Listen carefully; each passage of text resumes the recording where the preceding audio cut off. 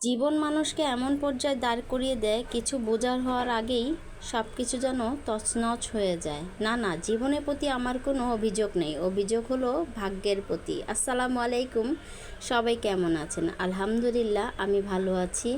এই তো সকাল সকাল দেখি অনেক সুন্দর ঝুম বৃষ্টি হচ্ছে, তো এক কাপ চা না খেলে তো হয় না। সকালে নাস্তা করে এই তো এক কাপ চা খাচ্ছিলাম, সাথে আমার ছেলেটাও ছিল, ও আমার সাথে একটু দুষ্টামি করতেছে। তো বলতেছি যে তুমি কি চা খাবে, ও আমাকে দেখাচ্ছে বৃষ্টি হচ্ছে। তো যেহেতু ও দেখাচ্ছে মানে একটু একটু কথা শিখতেছে, তো ওর কথার উপর প্রাধান্য দিয়ে আমি অনেক কথাই বললাম, আর এখানে চা সাধলাম, বললে হ্যাঁ খাবে।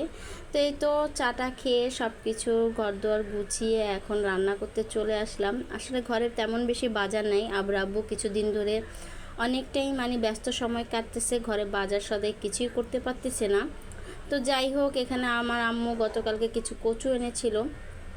কচু আবার আমার আম্মুর আমার অনেকটাই পছন্দ। তো কচুগুলো সুন্দর করে কেটে ধুয়ে এখন সিদ্ধ বসিয়ে দিচ্ছি।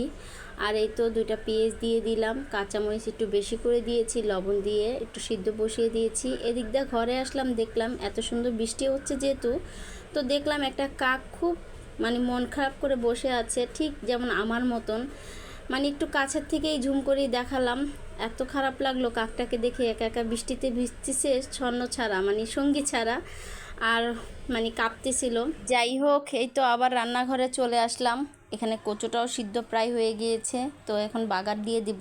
আর এভাবে কচু খেতে কিন্তু ভালোই লাগে। শুটকি দিয়ে খেয়েছি, অনেক পদ করে খেয়েছি, মানে কোনো দিক দিয়েই ভালো লাগে না।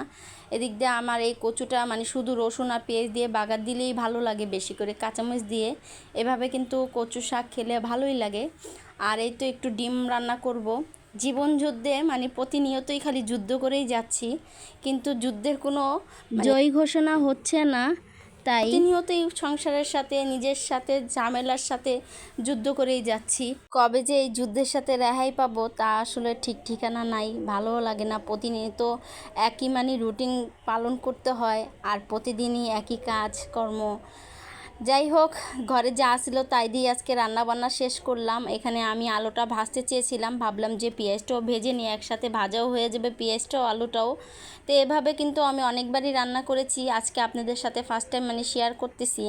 এভাবে আলু ভাজা করে তারপর রান্না করলে মানে ডিম ভুনা করলে কিন্তু খেতে ভালোই লাগে, কারণ আলুর ভাজার একটা যে ঘ্রাণটা সেটা ওই ডিমের ভিতরে চলে আসে, আর ডিম ভুনার তো একটা ঘ্রাণ আছেই। যাই হোক, এই তো আমার মানে ডিম ভুনাটা হয়ে গিয়েছে, একটু আলু বেশি করে দিয়েছি কারণ বাচ্চারা যেহেতু আলু পছন্দ করে, আমার ছোটো ছেলেটা খুবই আলু লাভার, মানে খুবই পছন্দ করে আলু।